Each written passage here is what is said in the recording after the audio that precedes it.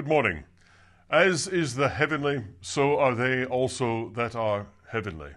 We read in 1 Corinthians chapter 15 and verse 48.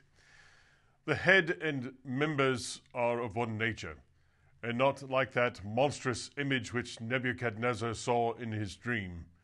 The head was of fine gold, but the belly and thighs were of brass, the legs of iron, and the feet part of iron and part of clay. Christ's mystical body is no absurd combination of opposites.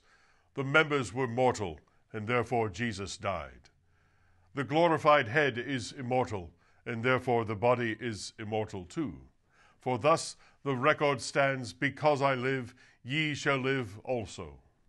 As is our loving head, such is the body, and every member in particular. A chosen head and chosen members, an accepted head and accepted members, a living head and living members. If the head be pure gold, all the parts of the body are of pure gold also. Thus is there a double union of nature as a basis for the closest communion.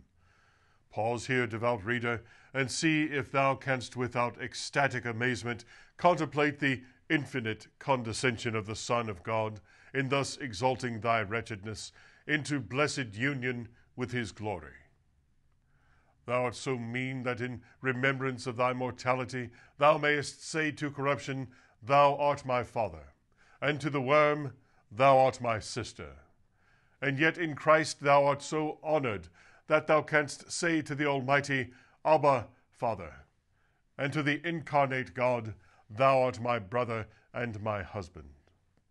Surely if relationships to ancient and noble families make men think highly of themselves, we have whereof to glory over the heads of them all. Let the poorest and most despised believer lay hold upon this privilege.